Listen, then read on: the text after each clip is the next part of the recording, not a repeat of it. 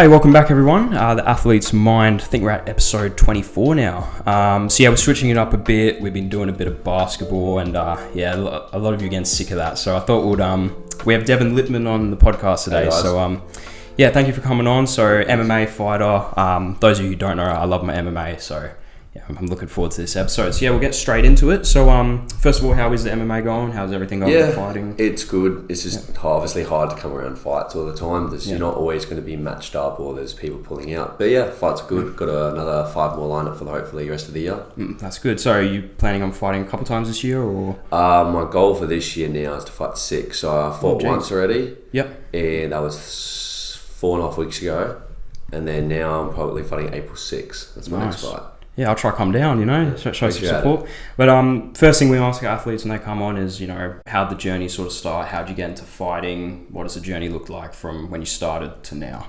So my journey started actually when I was very young, like 7 or 8. My dad got me into just to defend myself at school if there's any bullies or anything like that, into jiu-jitsu, just like wrestling. So I started at 8 years old doing jiu-jitsu all the way till now. And then I started from jiu-jitsu to Muay Thai, to boxing, then to MMA. Basically, nice. I learned all the basics, and that's what you need for MMA. And then you sort of brought it together in MMA. Yeah, nice. And you've had 9 boxing fights, 20 jiu-jitsu tournaments, and 2 MMA fights. Which one? So obviously you're focusing on MMA at the moment, but which one would you say you've taken the most from and has helped you the most in MMA? I'd say definitely ground jiu-jitsu and wrestling. Like I haven't competed actually in wrestling itself. Jiu-jitsu and wrestling are very different. Wrestling, you have to pin the person. Jiu-jitsu, you can either tap the person out.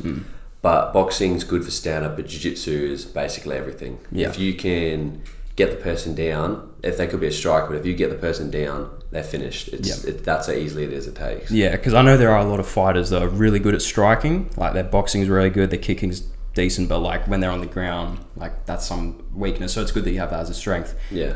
Were there any other sports that you played growing up or even currently? Just any others that you focused on? When I was younger, I played a bit of soccer when I was like 7 or 6, but majority, no, I didn't really play. Just been fighting. That's basically my whole life. Nice.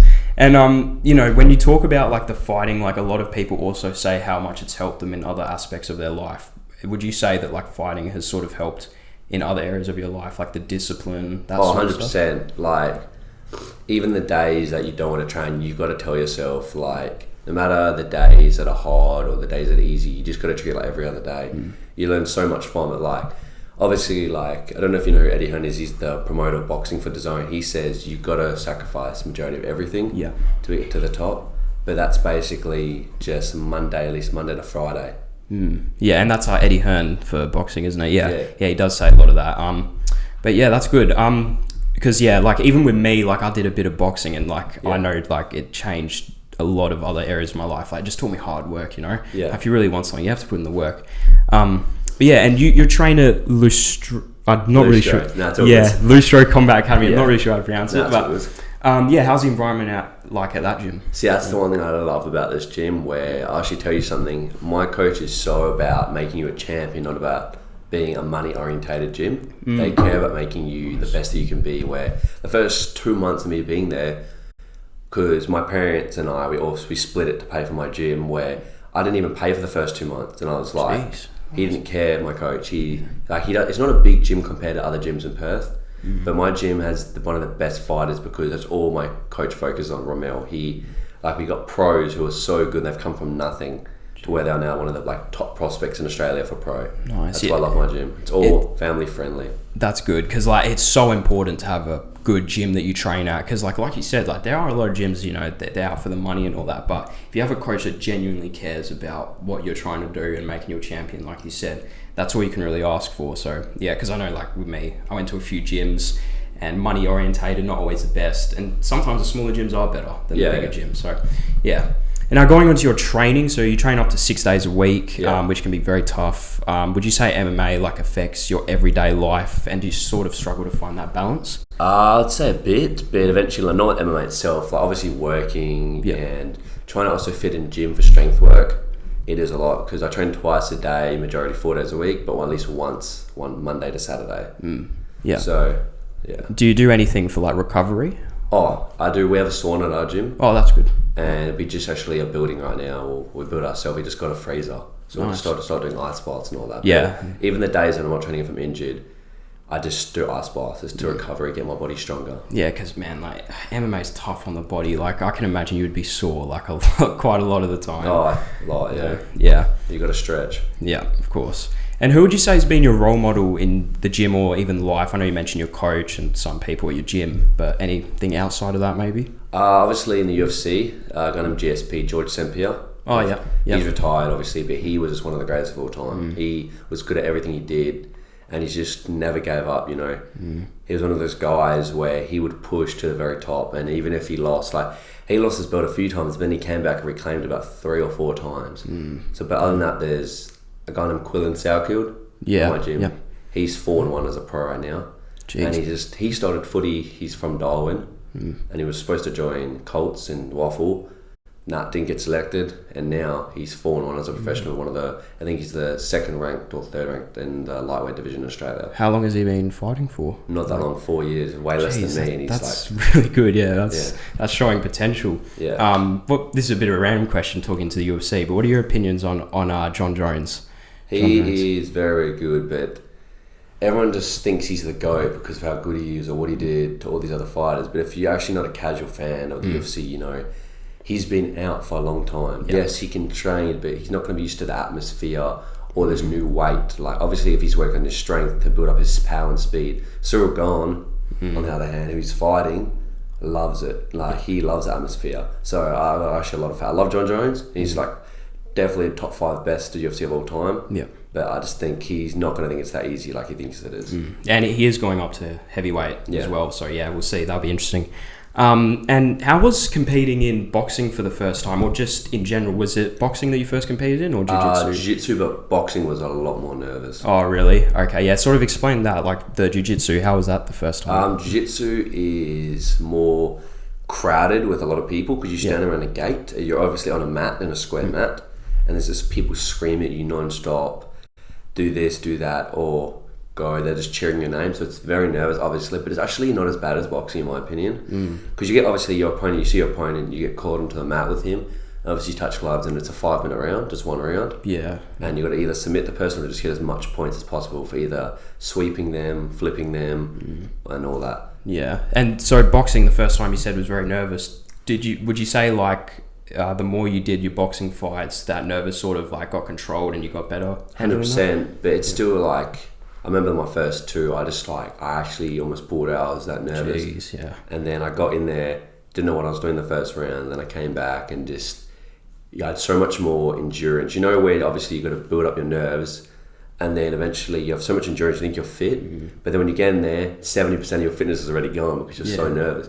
But mine came back all that, and I just won always the last 2nd and 3rd round. It is tough, especially mentally. Like, just going back to an example that I've experienced, like I got nervous sparring for the first time, but I can imagine like fighting, like you're doing all this sparring in the gym, you're learning your skills, your fitness is good, but then as soon as you get in the ring for your actual fight, because you're so nervous, sort of a lot of it just goes out the window. You know what I mean? But it's good that like you definitely try and control that. And during fight time, like, you know, that period, you're training really hard. What does your diet sort of look like? So prior to 4 weeks before camp, I eat pretty healthy, like majority of the time 80% healthy, 20% only. On weekends I eat a bit of crap food, but nothing bad, like nothing that can help me put on weight to an extended amount. But obviously like now, it's about 60-40. Like I'm not eating like crap food, but it's not healthy where it should be at. Like I wouldn't say like I eat a lot of chicken, but like now it's more like burgers and all that. But its majority is with fighting. I didn't even know that if you don't eat a healthy, good amount, that actually stops you from getting fit. I didn't even know that. Oh, yeah, jeez. You drink a lot of water as well, right, for that? About 2 litres within a day, just for training. Yeah, geez, because I know that like that's one big thing. Fighters, they drink a lot of water. And yeah, what would you say has been the toughest part of the whole fighting experience, whether that's mental, physical, just anything really? Definitely I'd say more mental than physical. I've been pretty lucky on the physical side. I haven't had any injuries in my whole life.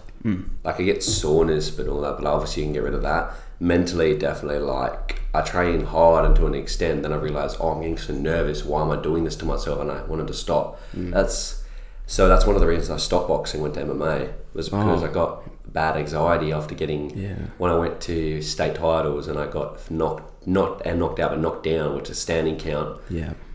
It kind of ruined my mental, so I was like, I want to go to MMA. Yeah, so what's sort of the difference between like MMA and boxing with the whole mental side? Like I'm sure like MMA would still be tough, obviously, but... Obviously, I don't know how to explain it, but I feel boxing so much worse than MMA. When MMA, it's in a cage and there's obviously a lot more people coming to MMA fights than boxing. Yeah. But I feel like just boxing, there's so much more pressure on yourself. I don't know what it is, because MMA, you have to be good at everything. If you can get finished within 15 seconds, someone takes you down more than MMA. So everyone thinks MMA should be actually harder on mentally, but it's not. Boxing is so much harder because you get hit non-stop and you just give up. Most of the time you drop your hands. Yeah.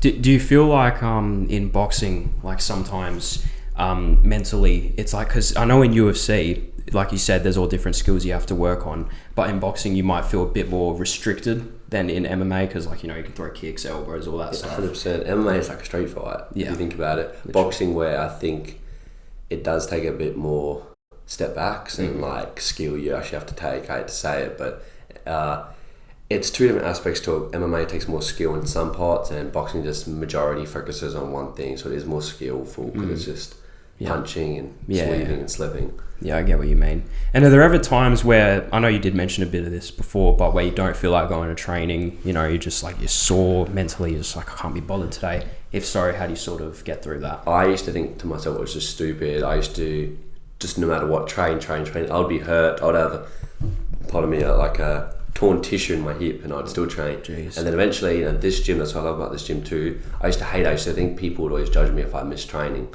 But I got, like, for example, Quillen, the guys at my gym that I look up to, he literally just had a cut here, like split, and I've been cut too, and he doesn't train them for 2 days. And because obviously you can get worse. He goes, what's the point of making yourself worse, and then you can't train for like 2 weeks instead of 2 days? That's true. Yeah, because you got to look after your body. Like, there's no point like training when you're injured. You're just gonna make it worse for you, you know. And who would you say has been your toughest opponent, if you can name any? Or I know it would probably be hard to narrow it down to one. But any tough fights in the list? Do you mean in MMA or boxing? Just anything, man. Like, I mean, MMA. MMA, because I'm fighting in the smaller organisations, and one of them was in Melbourne. So a guy named Liam, I can't remember his last name. He was Italian, I think. He rocked me in the first round. Oh, jeez. So I was about to almost be finished, but I just kept moving, and I just got my breath back within the engage and grapple. Yeah. But other than that, one of the hardest fights probably been boxing. I can't remember his name. He's way better than me now at boxing, obviously, because he's still going. He's from Lacey's. I don't know if you heard of Lacey's. Oh, I used to train there. Yeah, Lacey's good. He knocked me down in the first round. That's when I got the standing count, and then he knocked me down again, and the fight was finished. Wait, what was his name? Do you remember? I can't remember what his name was now. This was ages ago, because I haven't spoken to him in ages. He'll come back to me, but he had short hair. He's got tattoos now.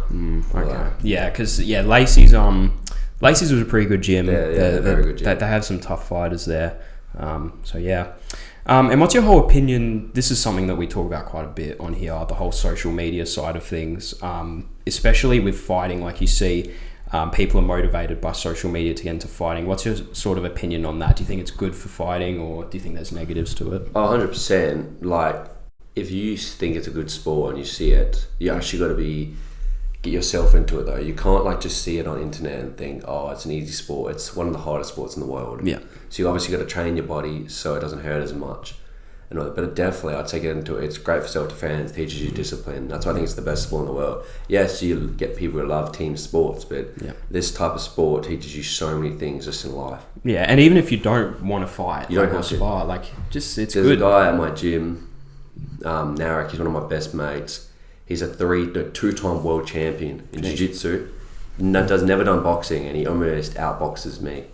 Wow. In MMA. He's just that, and he doesn't compete anymore. He's just a little bit of a natural athlete. Yeah, nice. And when we talk about advice for others, you know, people listening and all that, what do you think one mistake is when people first get into fighting?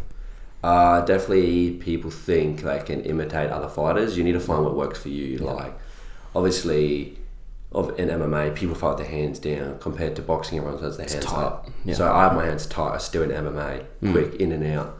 But you need to find something that works for you. You need to find a rhythm. You can look at other people, or like I got one of my other mates straight from boxing, where he follows a guy, Roy Jones Jr. Oh yeah, one of the boxers. boxers. I love him. And obviously he's done well off him, and he can actually fight like him. But still, I've worked on my own way and how I want to move in and out. Because if you try and copy someone and it doesn't work out, then you're going to keep changing and repeating and going back to the beginning. You need to find your own work rhythm, change up, maybe copy something from someone and another person, and then put it together.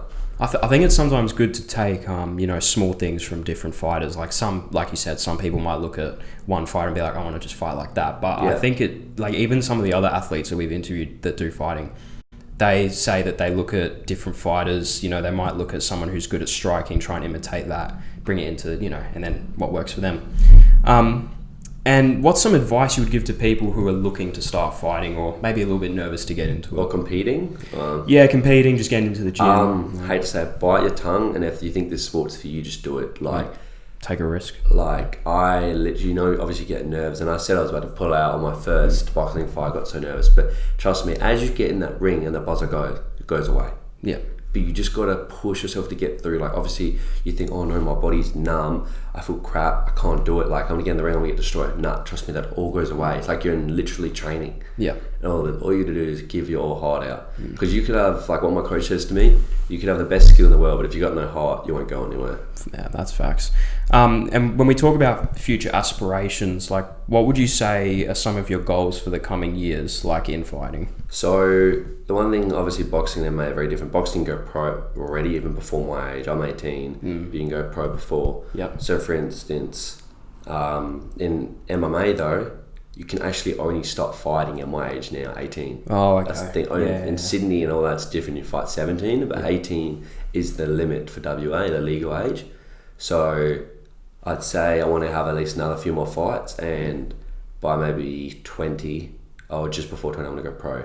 And then maybe hopefully have a few fights and see how far I go, maybe UFC or another organisation by 22. That'd be awesome, man. If you made UFC, like, that's definitely a big goal. Like, wait, what weight class are you for fighting? I fight at featherweight, so I walk around about 75, but I dropped to about 68. Yeah, like, just water weight though, not. Yeah, it is a lot of cutting, like, with that weight.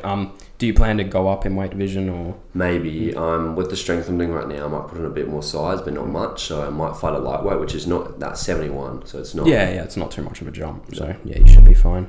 And now, this was something that we were talking about before the podcast, actually, with some pretty cool things that have been happening with you. You mentioned that you have a sponsor with Jim Kidd. How did that, if you don't mind me asking, how did that sort of come about? It's not really me, myself, that was sponsored to start. We're sponsored by Vex, which is another, it's just fighting brands and all that. I think I have heard of that, and I can't remember the others now. There's some weird ones. But it's not me, it's just the gym itself. Yep. So we get the gear to use and shirts with this, like, Lucia Combat Academy and just all the sponsors under it. With all that, so basically we have a manager who organises. Like, I've got a manager, but we all have the same one for our gym. Yeah, if you get what I'm saying. So that she basically did everything for us. She's like, her name is Jasmine. She's the best person. She does everything, organises the fights, the sponsors, the accommodation if we go, and the flights. Nice. Yeah, you need that, because that's like what gets you in there.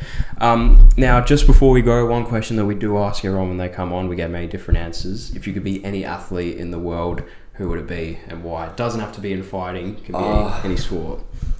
That's actually a very hard question. It is, If I could be any athlete, I'd enjoy it. I don't know, like, obviously boxing, if you go to the top, you can still get hurt. MMA, you can still get hurt. If I could actually choose an easy sport, I don't know why. My family is a lot of pro golfers in it. Yeah, all right, yeah. So I'd probably, I know it's very random from MMA. I'm the only actually combat fighter in my family.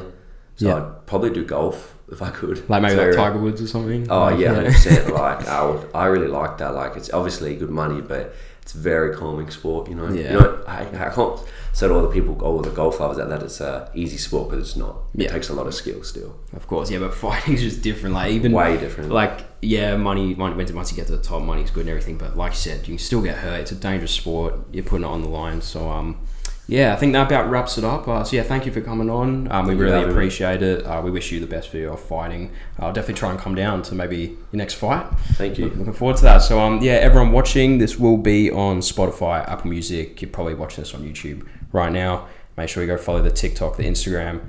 We have some very big interviews coming soon, so stay tuned for that. And go and follow Devon as well. And I'll catch you guys in the next episode. Thank you.